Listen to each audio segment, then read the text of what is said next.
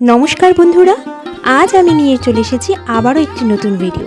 आजकेर recipe hello सांचे शाक। एई शाकटाके तोमरा के कि नामे जानो अवश्यई कमेंट करे जानियो। प्रथमेई शाकटाके धुए बेছে निये एटाके कड़ाइते सिद्ध करते बसाबो, अर्थात एकटु भापिয়ে नेब। एखाने प्रयोजन मतो जल दिएछि एबं हाफ चामच मतो नुन दिएछि। एटाके सिद्ध करे नेब।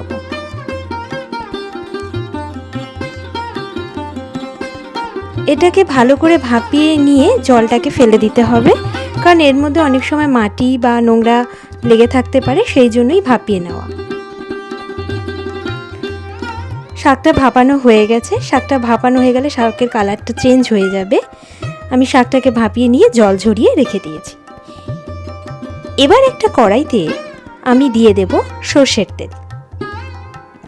পরিমাণ মতো আমি সরষের তেল এখানে দিয়ে দিয়েছি। এবার দিয়ে দিচ্ছি শুকনো লঙ্কা। এখানে আমি 3টে গোটা শুকনো লঙ্কা নিয়েছি। এই শুকনো লঙ্কাগুলোকে চিড়ে নিয়ে ভালো করে ভেজে নিতে হবে। লঙ্কাটা ভাজা হয়ে গেছে। এবার আমি এর মধ্যে দিয়ে দেব কেটে রাখা পেঁয়াজ কুচি। পেঁয়াজটা এই শাকে একটু বেশি দিলে শাকটা খেতে ভালো লাগে। এখানে আমি ছোট ছোট মাপের 2টো পেঁয়াজ কেটে দিয়েছি। এবার এর মধ্যে অল্প পরিমাণ নুন দিয়ে পেঁয়াজটাকে হালকা করে ভেজে নেব।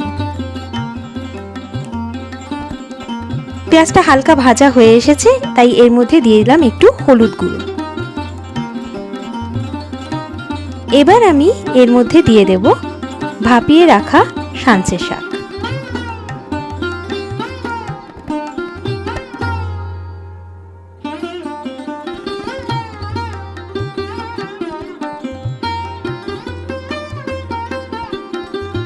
সাঞ্চে শাকটাকে দিয়ে দিলাম পেঁয়াজের মধ্যে এবং এর মধ্যে দিয়ে দিচ্ছি আরও হাফ চামচ মতো নুন। নুনটা আপনারা আপনাদের স্বাদ অনুযায়ী এবং পরিমাণ অনুযায়ী দেবেন। এবার শাকটাকে ভালো করে নেড়ে নেব। এইভাবে শাকটাকে ভালো করে নেড়ে নিতে হবে এবং যতক্ষণ না শাকটা থেকে জল পুরোপুরি শুকিয়ে যাচ্ছে ততক্ষণ এই শাকটা আমাদের রান্না করতে হবে। দেখো শাকটা থেকে জল প্রায় শুকিয়ে এসেছে। এর মধ্যে আমি আবারও একটু নুন দিয়েছি, কারণ আরও একটু নুনের প্রয়োজন ছিল। ভালো করে মিক্সড করে নেব। এতে চিনির কোনো প্রয়োজন হয় না। সামান্য উপকরণ দিয়েই কিন্তু এই শাকটা খুব সুন্দরভাবে তৈরি হয়ে যায়। শাক ভাজা আমাদের কমপ্লিট হয়ে এসেছে। আজকের রেসিপিটি আপনাদের কেমন লাগলো অবশ্যই কমেন্ট করে জানাবেন। ভালো লাগলে একটা লাইক দিয়ে পাশে থাকবেন।